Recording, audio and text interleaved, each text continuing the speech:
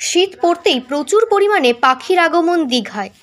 দীঘায় ঢোকার আগেই ছোট ছোট ঝিলে প্রচুর পরিমাণে এই বিদেশি পাখির আগমন। এতে খুশি পর্যটকরাও, যেন এক ঢিলে দু পাখি। সমুদ্র উপভোগ সঙ্গে বিদেশি পাখি দেখা, এ যেন বাড়তি পাওনা দীঘায় আসা পর্যটকদের কাছে। সেই কারণে এই পাখিগুলিকে ঠিকঠাক রাখতে এবং তাদের যেন কোনো অসুবিধে না হয়, কেউ শিকার করতে না পারে, তার ব্যবস্থা গ্রহণ করলেন রামনগর ১ নম্বর পঞ্চায়েত সমিতির সঙ্গে দীঘা শঙ্করপুর উন্নয়ন পর্ষদের দুজন কর্ণধার নিতাই চরণ স্যার এবং সৈকত হাজরা। রামনগর ১ নম্বর পঞ্চায়েত সমিতির সভাপতি নিতাই চরণ স্যার জানান, সব রকম ব্যবস্থা প্রশাসনের তরফ থেকে নেওয়া হচ্ছে। দীঘার বিভিন্ন জায়গায় ডিজে পাখি আসায় দীঘা উন্নয়ন পর্ষদের আধিকারিক সৈকত হাজরা সব রকম ব্যবস্থা নিয়েছেন। তাহলে আর দেরি নয়, পর্যটকরা উপভোগ করতে চলে আসুন দীঘায়।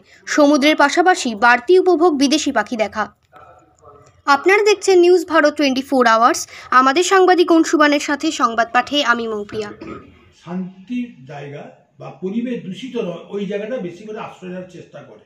তাই সেই যে আশ্রয় নেওয়ার চেষ্টা করাকে যাতে আমরা সাফল্য আরও বেশি আনতে পারি, তার জন্য কিন্তু পরিবেশের উপরে আমরা অনেক গুরুত্ব, পঞ্চায়েত সমিতি কেন, ব্লক প্রশাসন কেন, আমাদের দীঘা শঙ্কর উন্নয়ন পর্ষদ কেন, প্রশাসনিক লেভেল কেন, সর্বস্তরে এবং গ্রাম পঞ্চায়েত সর্বদিক দিয়ে আমরা চেষ্টা করছি পরিবেশটাকে সুন্দর রাখার জন্য।